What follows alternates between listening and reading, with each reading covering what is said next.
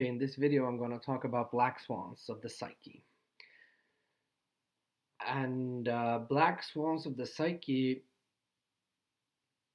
is sort of states or perspectives or developmental stage of adult experience that is very rare and uncommon, and in society is seen to be um, myths or religious beliefs or something to that extent. But I'm going to show you that they are actually real.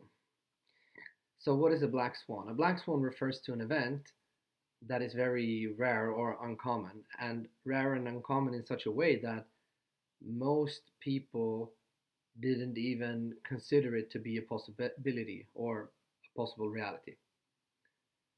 Um, in economics, black swans has been talked about the 2008 crash, for example, an event that nobody was seeing coming. But when it happened, some few people were able to take advantage of the situation and make a lot of money, but almost everybody just lost a whole bunch of money. And the concept black swan refers to that historically we had in the West we had only seen white swans, so nobody thought that black swans existed. And so black swans wasn't an idea or a concept. Maybe somebody who had an imagination of a black swan, but most people didn't think that black swans were real, or and they were so not real that they even considered them. So you can call it an unknown unknown. And this is exactly what I'm going to talk about in this video. It's an unknown unknown. So an unknown unknown is something that you don't know that you don't know. There are things that you know, and there are things that you know that you don't know. And that is how most people live and relate to reality, right?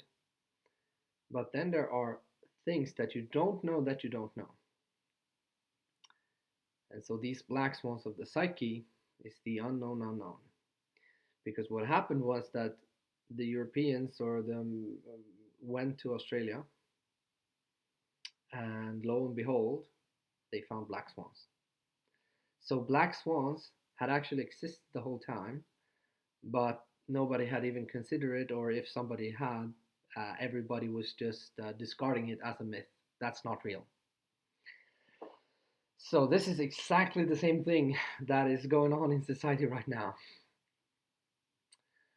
What I'm about to tell you, 99.99% of people have never experienced this. And probably 99% of people will just discard it and say that it's a myth, it's not real, because it's not their experience and they haven't heard about anybody who had had this as an experience. But just as with black swans in Australia, that doesn't mean that black swans wasn't real, and that doesn't mean that the black swans of the psyche isn't real, and it doesn't mean that it does that these black swans of the psyche doesn't exist. And furthermore, it's actually nothing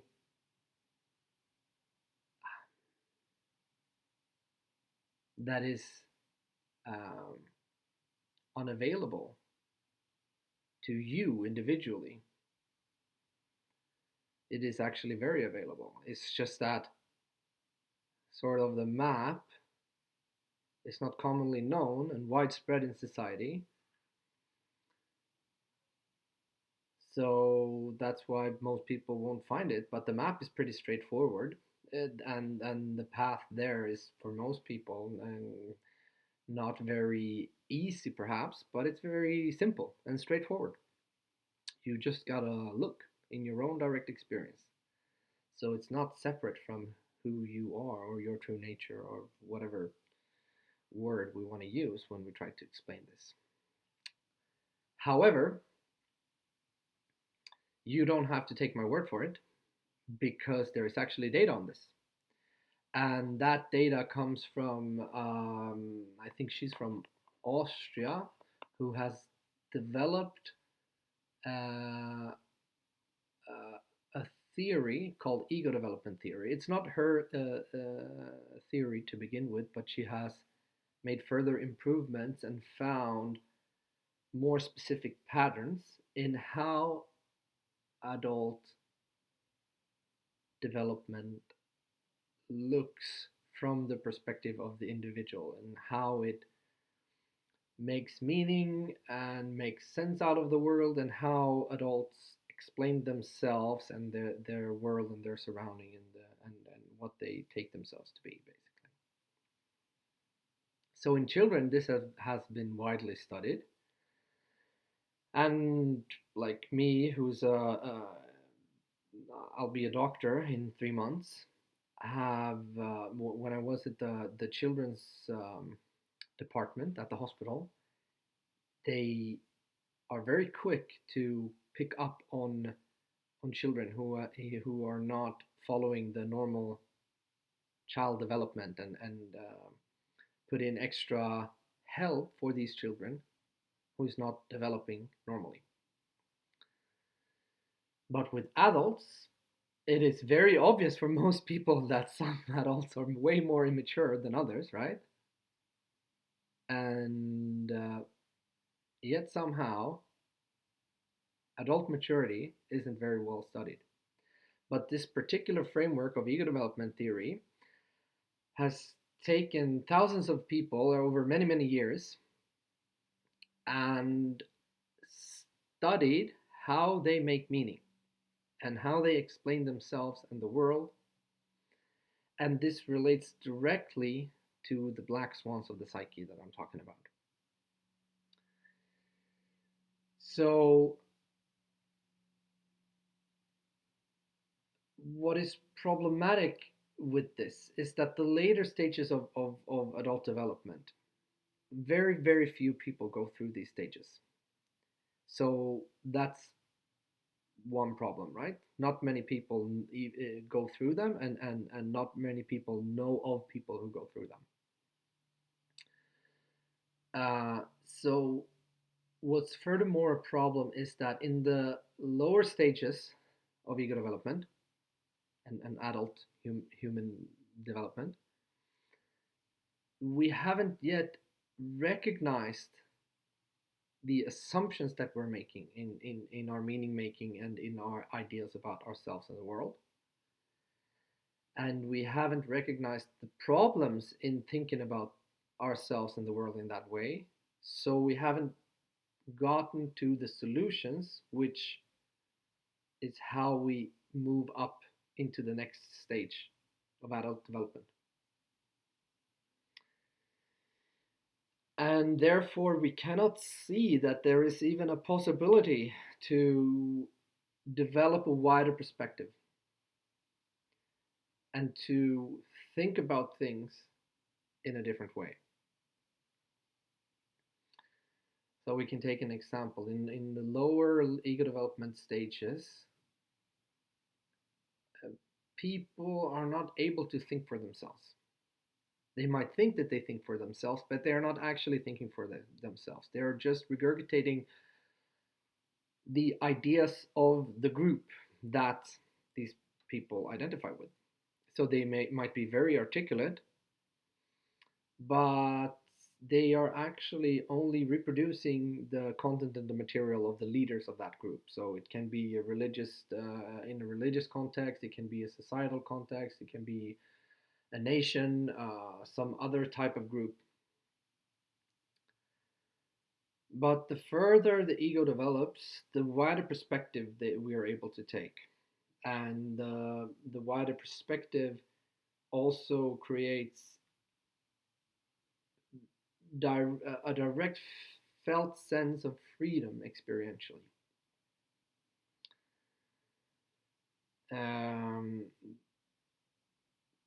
And the data shows that The top two stages of human adult development is very, very rare. It's like less than a percent of people, but they are real.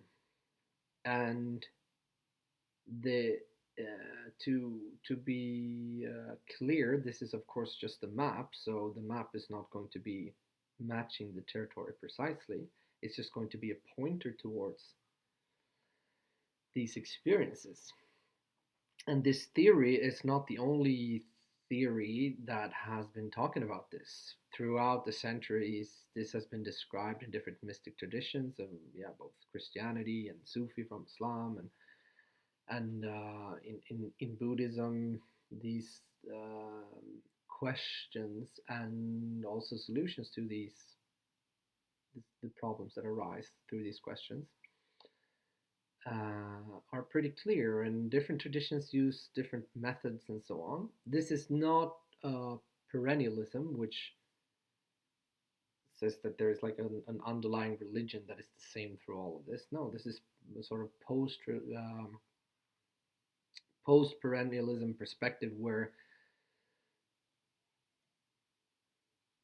we can just see these different traditions as um, things that arose in a certain cultural context and had different ideas that spread kind of mimetically throughout a certain time and so on, and that has led to the things that happen all until what you are experiencing right now.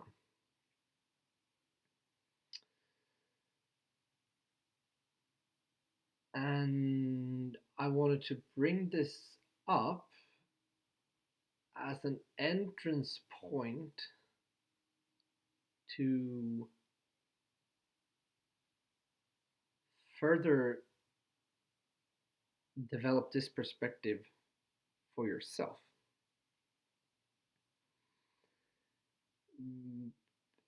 And who you are as a person directly relates to what society is on a whole.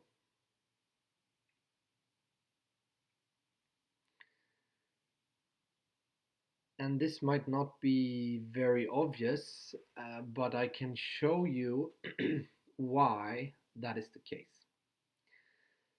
So, a simple network theory of this could be that first and foremost, we must understand that, like in ego development theory, it is not explicitly explained that the further you develop in these developmental stages, the more mature coping mechanisms you use. And because of that, you also actually suffer less. And I know that this might not be super obvious. In a way, I think it is if you just think about it in a broader context. People who are more mature, they actually seem to suffer less, right? If you are more mature, you don't use the sort of childish behaviors to get your way, and that the childish childish behaviors is actually just a way, right, to cope with the pain that you're experiencing. The child gets very sad and angry when he doesn't get a lollipop. That is a way of suffering, right? It's a huge craving towards having a felt sense of lack.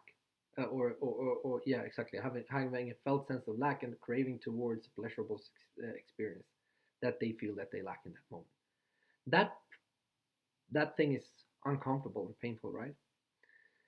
And to furthermore express yourself in the way that a very immature child does when, or very immature, but like a child does when it starts to scream and yell and have a tantrum because they're not getting what they want, is an expression of that suffering.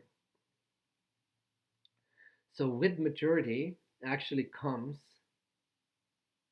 that we're actually suffering less.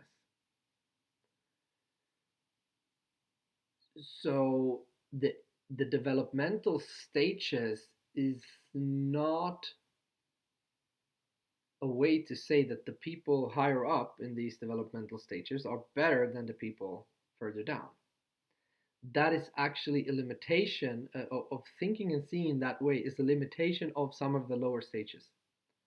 When you get to the top, you don't see it as a hierarchical structure. Hierarchical thinking is limitations of the lower stages of the lower developmental stages. And that type of thinking, that those type of beliefs, they fall away when you get to the top. And when you get to the top, you have integrated all the stages and you can freely move up and down. And here you stop comparing yourself, or there is no comparison anymore, because you are not, yeah, something that stands in opposition to everything else. You see yourself as an integrated something that can move freely through these things, and that is not separate from everything else that is happening in experience. So the hierarchical thinking is limitations of belief-based limitations that take place in further in lower down developmental stages. So that is just an example of this, and so that is how suffering directly relates to the stage that you're in. So this network theory that I was talking about shows us how this is related to society, for example. So if you have a train cart and there's 20 people in there, you take one person from the lower developmental stages and something happens in the train cart. Somebody has an outburst and get angry.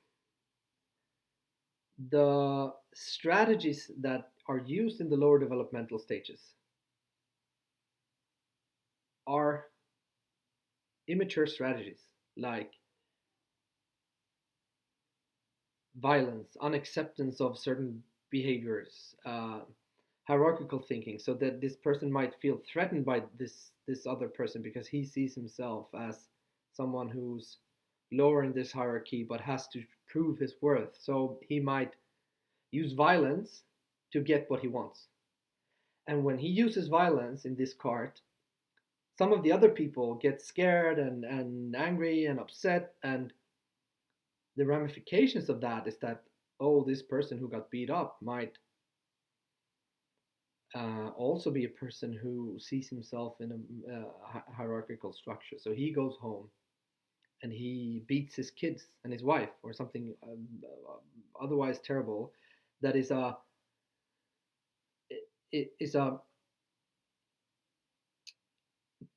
strategy and coping mechanism for that person and the pain that that person is experiencing to make themselves seem higher in that hierarchy. So, and that of course then has effects in that family, and that will make the children in that family maybe have trauma for the rest of their lives, and so they will have difficulties in their relationships when they grow up and so on. And it just spreads a shit ton of negativity throughout throughout society, just because you had one person who had an immature ego developmental level, right? Now, exact same train card, and you switch out this person with a lower um, maturity, and you take a person from one of the highest ego developmental stages. Something bad happens. This person doesn't feel threatened because he's not using hierarchical thinking as a means to explain himself and the world, and as a strategy to understand himself and the world. So he doesn't feel threatened by the outburst of this other person. Now, instead, he sees that, oh, this person is in pain. This person is using an immature strategy to deal with the suffering that he or she is experiencing right now. So he actually has compassion for that person. And this person might do something. This person maybe defends the other people in the cart, or like calms the other people down and shows them compassion, and like reacts very calmly and diffuses this whole situation that in the other example escalated and ended with a beating. But in this situation, the whole situation diffuses, and the person who was angry actually realizes that there was a lot of sadness and hurt underneath, and was able to experience that sadness and hurt. Now tonight, this person goes home and realizes, like, I'm in pain, and he feels sad, and he opens up to his wife, and his wife sees him in that sadness, and he can heal from the hurt of his past. And all the other people in the cart, they weren't scared or traumatized by this situation, so they also go home in a much more calm state than what happened in the first cart, right? So we can see that just quite a few people who have developed very mature responses to themselves, their own meaning making, and to the world might be very, very crucial for how this world looks and how this world is. So the state of the world is not separate from the state of the individual in this world. We can see this from a different perspective as well, because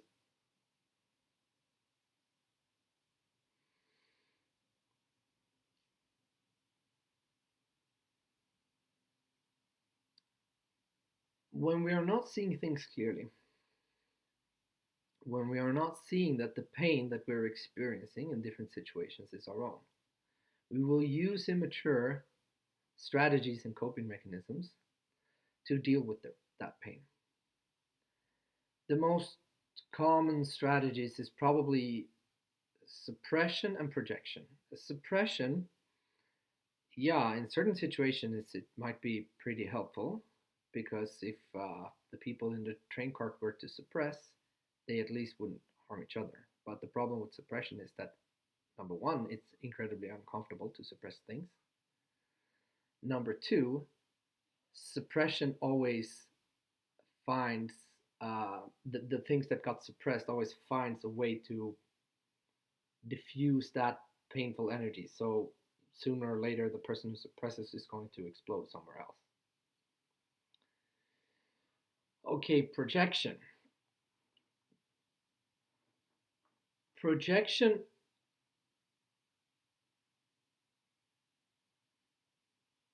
makes us blame other people for our own pain.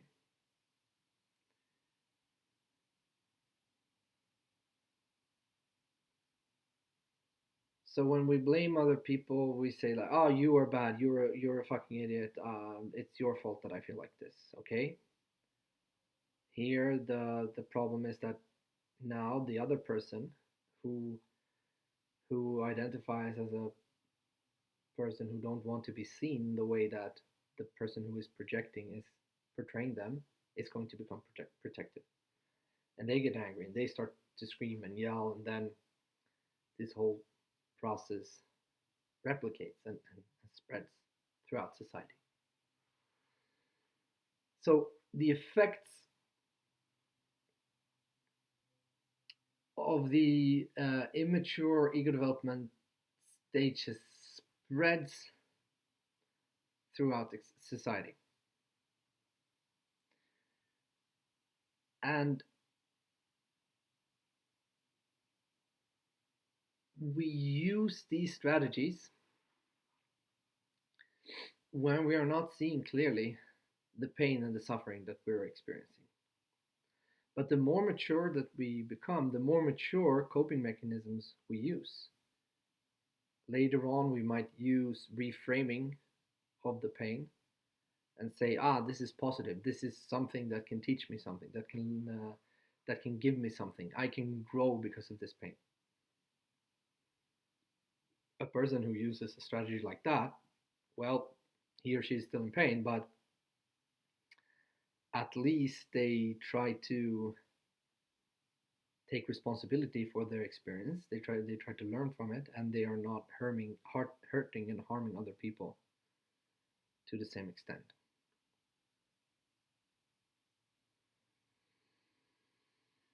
And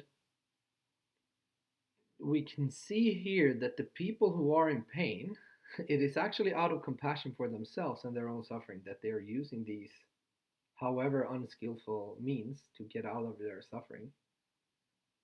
They are using them because they have compassion for themselves, but because they are ignorant, they harm themselves and others, right? But the less ignorant you become, the more mature you become as an adult, the less you'll suffer and the more mature coping strategies for the suffering when it arises you'll use. But you can only do so because you have seen through some of the assumptions that you're making in the lower stages and seen that they are not true, they are not necessary. I don't have to project my pain onto others. I don't have to distract myself in such a way with drugs and I don't know, pornography or doom scrolling, that I become completely numb, or that it get the problems in my own life become so big that they I can't handle them anymore. And so if we look at the state of the world, the reason for all the pain and harm that humanity inflicts on itself and on humanity as a whole actually comes from suffering. People who feel good, people who are not suffering, they don't murder each other. They don't rape each other.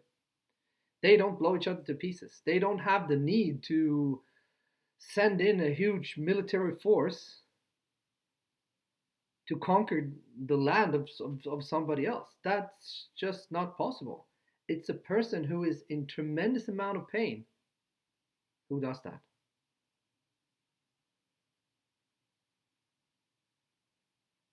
Okay, you might ask yourself, but why? Like, actually, I could steal something from somebody else.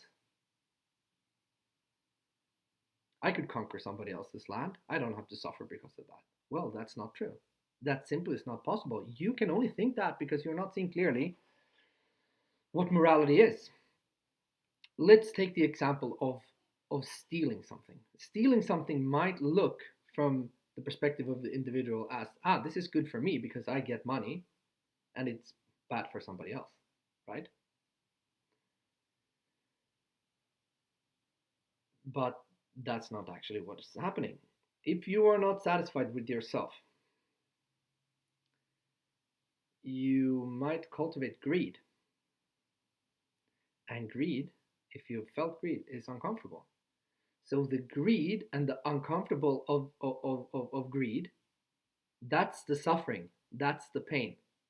And the person who is ignorant doesn't realize that he's in pain. So he projects his pain onto the money that somebody else has had. And he thinks to himself, oh, if I only had that money, then the greed would be gone. The suffering would be gone. So he goes out and he steals money from that person. Do you see? You cannot steal something from somebody if you haven't begun by hurting yourself, by cultivating greed. And this is what you realize in the higher developmental stages. Not that you are better than other people, not that you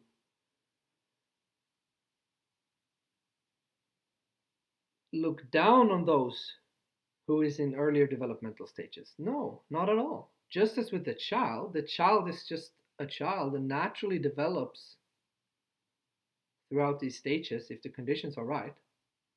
Naturally, the adult human being develops throughout these stages if the conditions are right.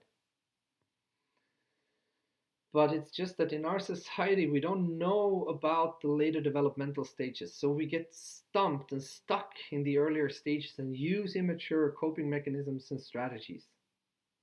And that is why the state of the world is the way that it is. So, the number one lever for society to make society a better place, it's not the technological advancements that we're using today with AI and companies that creates these products. That's all fine. I have nothing against it if it's not destroying the world or actually is cultivating more greed in certain people. There's no problem at all. Like technological advancements is great, but it's not the number one lever for what we actually want. The number one lever for what we actually want is to for ourselves as individuals try to get more mature. That is the number one lever that we can pull. If we get more mature ourselves, we will use more mature coping strategies. We'll hurt ourselves less, and through that, we'll hurt others less. If I experience less greed, if I cultivate less greed, I'll steal less. And that is what's happening when I see things more clearly and I develop into later stages of adult development.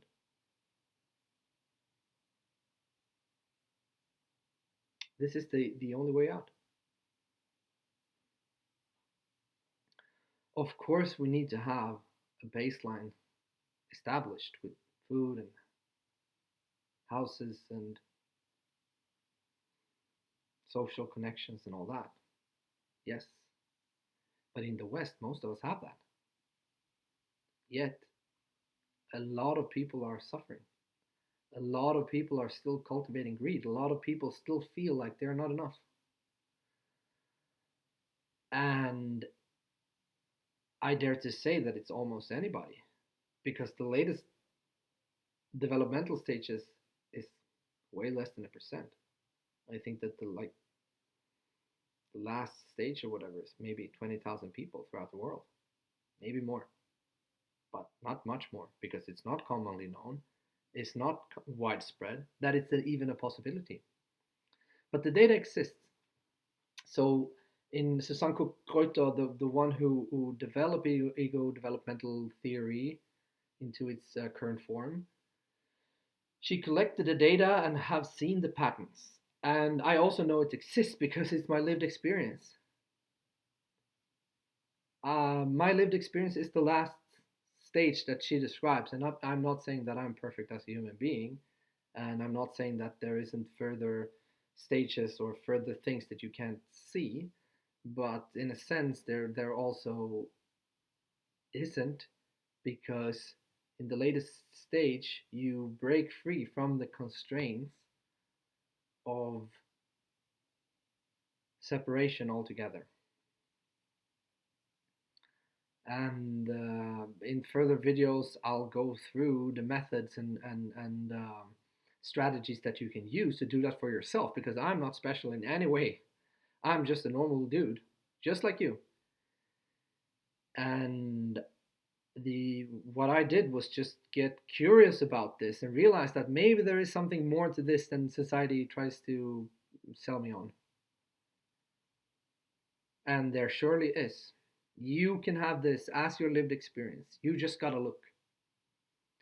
And on this account, I'll do my best to give you the tools that you need. You can contact me if you need personal guidance, and I really recommend you to read Susanko Kroito's paper on, I think it's called Nine Stages of Ego Development, or something like that. It's like 100 pages or something that explains the data and how the different stages look. And then I'm trying to create as much content as I can, not only with what the stages look, but the practices and the inquiries and the things that you can do for yourself to have this as your lived experience. And the mission is that this would be commonly known throughout society. And my belief about this is that maybe we just need to raise a few people out of the earlier stages. And just as with the downstream effects in the train cart in this network, the whole thing pretty rapidly could begin to fall over. I can just tell you a short story about how it was in my experience.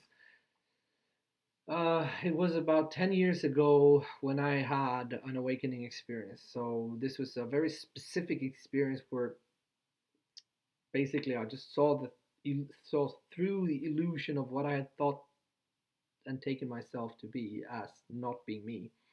And with that, a different way of thinking, a different way of seeing the world came. And in my community, nobody that hadn't happened to anybody. I knew nobody, and it took several years before it happened to anybody else.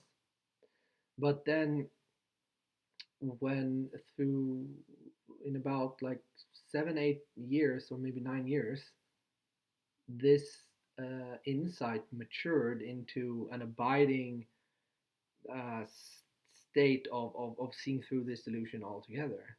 And then what happened was that, like, my best friends, my wife, and a lot of people around me started having this as their own experience. It's not that they like they had an abiding awakening straight away, but uh, it started to spread, and I can see in my community the effects that it has had.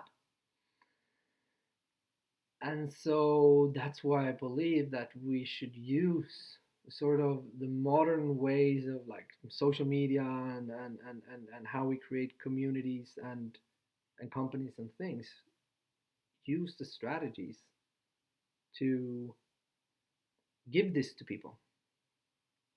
And it's not that we're going to force it on anybody. No, if you want it, you want it. And if you don't want it, and you're just like, yeah, whatever, yeah, that's completely fine. But I think it should at least be commonly known that this is something that is real and it's a possibility for you, not for somebody else, not for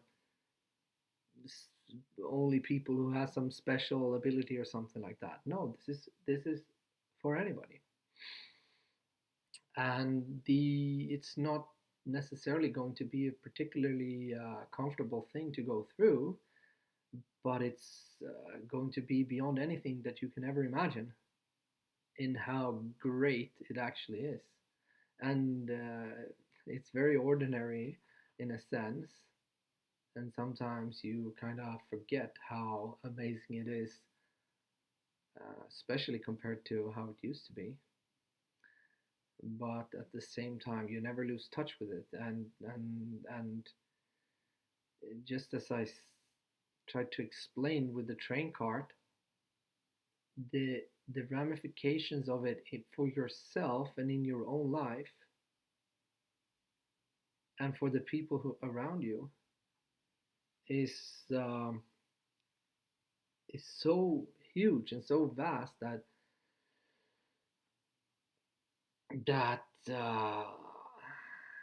yeah, I really encourage you to try to see this for yourself, and I hope with all my heart that this become your lived experience as well. So I hope that you liked this, and yeah, this video got pretty long, but let's stay connected, and please comment if there was something that was unclear, or if you want to have a video on a specific topic that we could dive into, or if I could explain this even further. There is no point of this being obscure. My hope is that this is as clear as possible, so that as many people as possible can take part in it and try to understand it. So to me, clarity is one of the goals with recording this video. So take care for now, and see you next time. Bye.